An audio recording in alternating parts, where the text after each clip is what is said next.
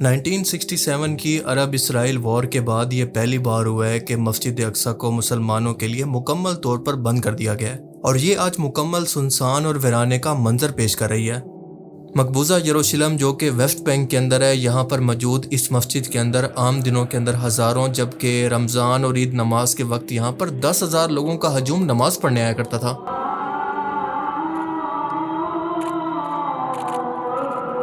لیکن اس سال رمضان کے پہلے عشرے کے بعد سے لے کر یہاں پر اسرائیلی فورسز پہرا دے رہی ہیں، کسی کو قریب جانے کی اجازت نہیں ہے، اور وجہ ایران کے حملوں کو بتایا جا رہا ہے کہ سیکیورٹی رسک کی وجہ سے یہ تمام بڑی مذہبی عبادت گاہیں جس کے اندر سیناگوگ، دیواریں گریاں اور مسجد اقصی سب کو بند کیا جا رہا ہے۔ پر دوستو سچ یہ ہے کہ بات صرف سیکیورٹی ریزن کی نہیں ہے، بلکہ اندر ایک بہت بڑی گیم چل رہی ہے۔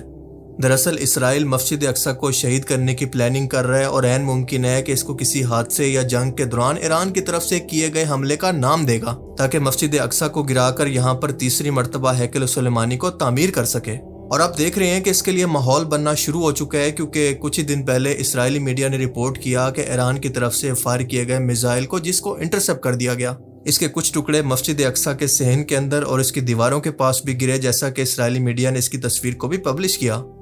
جیانگ چین ایک چائنیز پروفیسر اور ہسٹورین ہے جو کہ بہت ہی مشہور ہے۔ ان کا دعویٰ ہے کہ مسجد اقصی کے نیچے اتنی زیادہ کھدائی چل رہی ہے کہ یہ گرنے کے قریب ہے، اور اسے بس ایک میزائل مار کر ایرانی حملہ بتا کر مذہبی جنگ کے اندر بدلا جائے گا، جو کہ یہودیوں اور کرسچنز کے مطابق آرمیگیڈن ہے۔ اب یہاں پر نوٹ کرنے والی بات یہ ہے کہ جیان کا تعلق کسی مذہب کے ساتھ نہیں ہے، بلکہ وہ ایک نیوٹرل ہسٹورین ہے جو کہ انٹرنیشنل میڈیا کے سامنے آ کر یہ بات کر رہا ہے۔ اس کا مطلب ہے کہ اس کے سورسز بہت ہی تگڑے ہیں جنہوں نے اس کو یہ انفارمیشن دی ہے۔ There's rumors that for the past 2 years,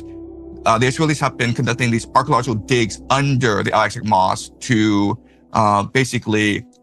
destroy the foundations of the mosque, so that they can conduct a controlled demolition of the mosque and blame it on a missile strike from the Iranians. And there's actually talk among the Israelis of using this plan to ignite a war between the Arabs and the Persians. So the Al-Aqsa Mosque needs to be destroyed for the third temple. They also talk about this war of Gog and Magog between Israel and the entire world. اب اس بات سے دوستو بالکل صاف ہے کہ آہستہ آہستہ مائنڈ بنایا جا رہا ہے کہ دنیا بھر کے مسلمانوں کا ریاکشن دیکھیں اور مذہبی طور پر ان کو اچانک اس بڑے حملے کے لیے تیار رکھیں، اور وہ حملہ ڈائریکٹ میزائل اٹیک بھی ہو سکتا ہے، یا پھر مسجد الاقصی کی بنیادوں کو کھوکھلا کر کے اس کو اپنے زور پر گرا دینا بھی، اور یہ عارضی پابندی آہستہ آہستہ مستقل قبضے کے اندر بدل جائے گی اور کسی کو خبر تک نہیں ہوگی۔ پر افسوس کی بات یہ ہے کہ وہ عرب ملک جو کہ دن رات ایران کے امریکی بیسز پر حملے کے خلاف بیان دے رہے ہیں، اس بار بھی انہوں نے صرف اس کو کنڈیم کر کے فارمیلٹی پوری کر دی ہے، جیسا کہ غزہ کے معاملے پر کیا تھا۔ حالانکہ اسرائیل کا مسجد الحرام اور مسجد نبوی کے بعد مسلمانوں کی تیسری سب سے مقدس جگہ پر قبضہ کرنا آج مسلمان امت کی کمزوری، لاچاری اور بے بسی کو دکھا رہا ہے کہ 57 اسلامی ملکوں کے اندر کسی میں بھی دم نہیں ہے کہ آج اس سرزمین کی حفاظت کر سکے۔ ان لیڈرز کے اندر کوئی ایک بھی صلاح الدین ایوبی آج موجود نہیں ہے جو اس ٹوٹی پھوٹی امت کو ایک بار پھر سے جوڑ کر ان کو اکٹھا کر کے کفر کے نظام سے یہ یروشلم اور فلسطین واپس لے سکے۔ یہ ایک مسلمان بھائی کی ویڈیو ہے جس نے ان تمام پابندیوں کے باوجود چھپ کر مسجد اقصی کی ویڈیو بنا لی، جس کی ویرانی کو دیکھ کر انسان کا دل بھر آتا ہے کہ آج 57 اسلامی ملک ہونے کے باوجود بھی اس مقدس جگہ پر تالے لگے ہوئے ہیں، بالکل ویرانی ہے۔ یا رب فرجك المسجد الاقصى اليوم خالي تماما للمصلين والداعين، یا رب فرجك۔ اور سچ تو یہ ہے کہ ان مسلمان لیڈر سے زیادہ غیرت تو ٹرکی کی عورتوں نے دکھائی ہے، کیونکہ 18 مارچ کو استنبول کی فتح مسجد کے اندر نیچے مردوں کا اور اوپر عورتوں کا انتظام تھا۔ تراویح کی نماز مکمل ہوئی تو عورتیں گھر سے اپنے ساتھ جو ہیڈ سکارف لائی تھی وہ مردوں پر پھینکنا شروع کر دی اور ان کی غیرت کو للکارنا شروع کیا کہ تم کیسے مرد ہو، مسجد اقصی پر اتنے ٹائم سے تالے لگے ہوئے ہیں اور تم ان کو کھلوا نہیں سکتے۔ اگر تم نہیں لڑو گے تو کیا یہ کام ہم عورتیں کریں گی؟ اگر ایسا ہے تو پھر ٹھیک ہے، یہی سکارف پہن کر عورتوں کی طرح گھروں میں بیٹھ جاؤ۔ اور دوستو یہ کتنا بڑا میسج ہے اور شرم کا مقام بھی ہے اور حقیقت بھی۔ اور اس واقعہ نے عرب کی جنگ یرموک کی یاد تازہ کر دی ہے، جب سال 626 عیسوی کے اندر حضرت عمر کے دور کے اندر رومی بادشاہ ہرکل کی 2.5 لاکھ کی فوج مسلمانوں کے اثر رسوخ سے پریشان ہو کر یرموک کے مقام پر، جو کہ آج اردن اور شام کی سرحد پر موجود ہے، مسلمانوں کا صفایا کرنے پہنچی تھی، جبکہ مسلمانوں کے پاس صرف 25,000 کا لشکر تھا جس کی قیادت کر رہے تھے حضرت خالد بن ولید۔ اب ظاہر سی بات ہے کہ تعداد کے اعتبار سے رومی لشکر اتنا بڑا تھا کہ مسلمان پہلے ہی حملے کے اندر پیچھے ہٹنے لگے اور کچھ تو بھاگ کر اپنے خیموں کی طرف واپس آ گئے، اور یہ وہ لمحہ تھا جب عورتوں نے تاریخ بدل دی۔ اس وقت عرب کے اندر جنگ کے دوران عورتوں کے خیمے فوج کے پیچھے ہوا کرتے تھے اور سپاہیوں کی بیویوں کو بھی ساتھ لایا جاتا تھا تاکہ اگر وہ بزدلوں کی طرح بھاگنے کی کوشش کریں تو بیوی بچوں کو چھوڑ کر نہ بھاگ سکیں۔ خیموں کے اندر موجود مسلمان عورتیں جن کے اندر صحابیات بھی شامل تھی جب بھاگتے ہوئے سپاہیوں کو دیکھتی ہیں تو خیمے کی چوبیں اور پتھر اٹھا کر ان سپاہیوں کو للکارتے ہوئے کہتی ہیں کہ کہاں بھاگے جا رہے ہو، کیا ہمیں دشمن کے حوالے کرو گے، کہاں گئی تمہاری غیرت۔ مشہور روایات کے مطابق ہندا بنت عتبہ جو کہ اسلام لا چکی تھی اور باقی عورتوں نے بھاگنے والوں کو پتھر مارے اور کہا میدان جنگ میں واپس جاؤ، موت عزت سے مرو، شہادت کی موت ذلت سے جینے سے بہتر ہے۔ یہاں تک کہ حضرت خالد بن ولید کی بیوی اور باقی عورتوں نے بھی تلواریں اٹھا لی اور کہا کہ اگر مرد نہیں لڑیں گے تو ہم خود میدان جنگ کے اندر جا کر لڑیں گی۔ اور یہ الفاظ ان بھاگتے ہوئے سپاہیوں کے دل میں تیر کی طرح لگے اور پتھر کی طرح جا کر لگے اور ان کی غیرت جاگ اٹھی۔ وہ واپس پلٹے، اپنی صفیں درست کی اور ایسے لڑے کہ لاکھوں کا رومی لشکر تہس نہس ہو گیا۔ رومی جنرل حامان میدان چھوڑ کر بھاگا کہ یہ کس مٹی کے بنے ہیں، ان کو ہماری تعداد کا ذرا برابر فرق ہی نہیں پڑتا۔ اور یوں مسلمانوں نے شام کا پورا علاقہ فتح کر لیا اور بازنطینی سلطنت کے ہاتھ سے شام ہمیشہ کے لیے نکل گیا۔ اور آج ترکیہ کی عورتوں نے سیم اسی تاریخ کو دہرانے کی کوشش کی ہے، لیکن شرط یہ ہے کہ یہ ہمت، یہ بہادری انہی مردوں کے اندر جاگتی ہے جن کی غیرت زندہ ہو۔ اور آپ جانتے ہیں کہ اس وقت کے عربوں کی غیرت کی مثال تو دنیا میں دی جاتی تھی۔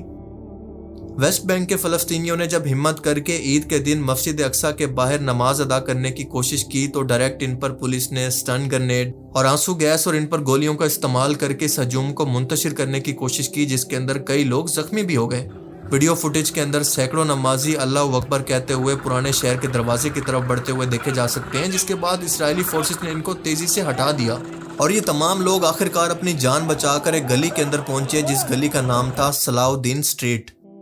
جی ہاں، وہی صلاح الدین ایوبی جس نے آخری بار یروشلم شہر اور فلسطین کو فتح کیا تھا، اور امت کا وہ ہیرو جس نے سال 1187 کے اندر بیت المقدس یعنی آج کے یروشلم اور فلسطین کو حطین کی مشہور جنگ کے اندر صلیبیوں یعنی کروسیڈ سے آزاد کروایا تھا۔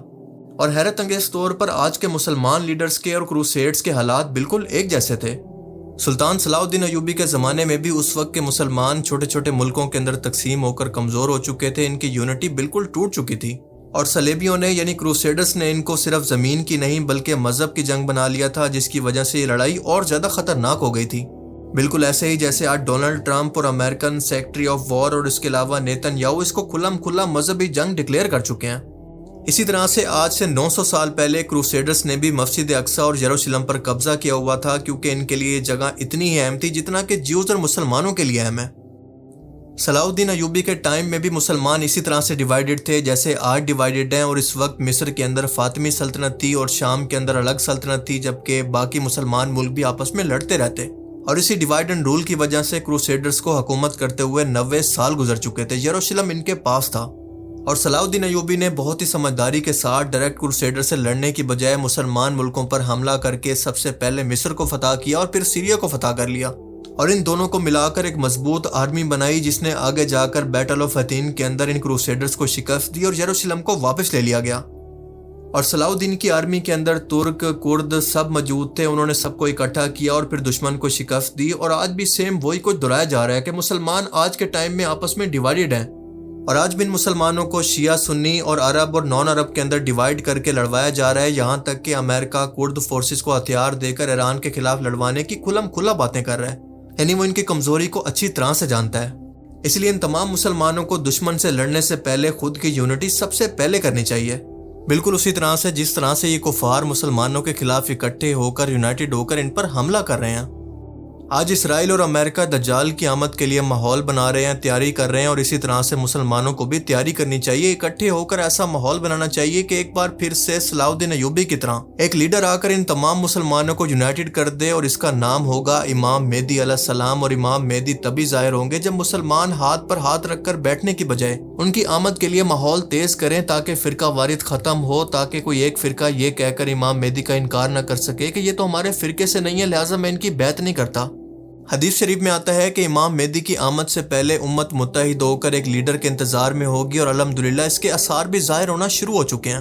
ایران نے کم از کم ان مسلم ملکوں کو احساس کروا دیا ہے کہ ان کی سروائیول ان کی یونٹی کے اندر ہے، نہ کہ یہود و نصارہ کی پروٹیکشن کے اندر۔ اور یہ کفار جس طرح سے جتنی شدت سے ایران پر حملہ کر رہے ہیں اسی شدت سے وہ واپسی جواب بھی دے رہا ہے، اور اس کی وجہ سے امریکہ اور اسرائیل کی صورتحال یہ ہو چکی ہے کہ ان کو اپنے سروائیول کا خطرہ پڑ گیا اور ان کی اکانومیکل صورتحال دن بدن خراب ہوتی جا رہی ہے۔ ان کا آپریشن ایپک فیوری دراصل ایپک مسٹیک بن چکا ہے۔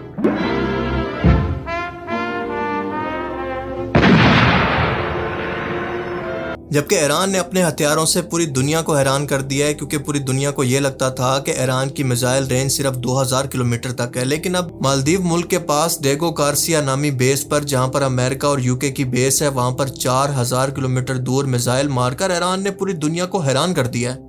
اور ابھی کچھ ہی دن پہلے امریکہ کا جدید ترین F-35 بھی ایران نے نشانہ بنایا تھا، جو کہ رڈار پر نظر ہی نہیں آتا۔ اور ہمیشہ کی طرح امریکہ نے اس کو چھپانے کے لیے یہ بہانہ دیا کہ یہ دراصل مال فنکشن کی وجہ سے یا پھر خرابی کی وجہ سے زمین پر اتر گیا تھا، یہ تباہ نہیں ہوا۔ ورنہ بھائی سیدھی سی بات ہے کہ مستقبل کے اندر اس کا اتنا جدید طیارہ جس پر اس کو مان تھا، جس پر فخر تھا، وہ اس سے کون خریدے گا؟ خاص طور پر ابھی جب کچھ ہی دن پہلے سعودی عربیہ نے اس کا آرڈر بھی دینے کی بات کی ہے۔ امریکہ اور اسرائیل نے ایران کو بہت ہی انڈر ایسٹیمیٹ کیا ہے، کیونکہ ایران نے پہلے ہی وارننگ دے دی تھی کہ نہ وہ وینزویلا ہے، نہ عراق اور نہ ہی شام، اور یہ بات ثابت بھی ہوئی ہے۔ آج کے اس کریٹیکل ٹائم کے اندر تمام اسلامی ملکوں کو اپنے اختلافات بلا کر ایران کے ساتھ کھڑا ہونا ہوگا، بنا فرقہ واریت اور نسل پرستی کے بول کے، اور اسی ایک چیز کے اندر ان کے ملک کی، ان کی نسل کی اور اسلام کی جیت ہے، اور امام مہدی علیہ السلام کی آمد کی خوشخبری بھی۔ حدیث شریف میں آتا ہے کہ امام مہدی علیہ السلام کے ساتھ جو لشکر ہوگا اس کے بھی 3 حصے ہوں گے، جن میں سے ایک تو سیدھا سیدھا امام مہدی کا انکار کرے گا، دوسرا لشکر ان کی قیادت کے اندر لڑتے ہوئے کفار کے سامنے شہید ہو جائے گا، اور جو تیسرا بچ جائے گا وہ روح زمین کا سب سے بہترین مسلمان ہوگا۔ اور آپ ذرا غور کریں کہ ایران نے تنہا کفار کے لشکر کے سامنے اکیلے کھڑے ہو کر یہ بات ثابت کر دی ہے کہ حدیث مبارکہ کے اندر کیوں یہ کہا گیا ہے کہ خراسان سے امام مہدی علیہ السلام کا لشکر نکلے گا۔ جی ہاں، خراسان یعنی ایران سے، نہ ہی عرب سے، نہ ہی مڈل ایسٹ سے، اور نہ ہی ایشیا سے۔ اس ایک حدیث مبارکہ کو مکمل طور پر سمجھ لینے سے آج کے موجودہ دور کی تمام کہانی خود بخود سمجھ میں آ جاتی ہے۔ اللہ تعالیٰ سے دعا ہے کہ وہ ہمیں سمجھنے کی اور نیک عمل کرنے کی توفیق عطا فرمائے۔ آمین۔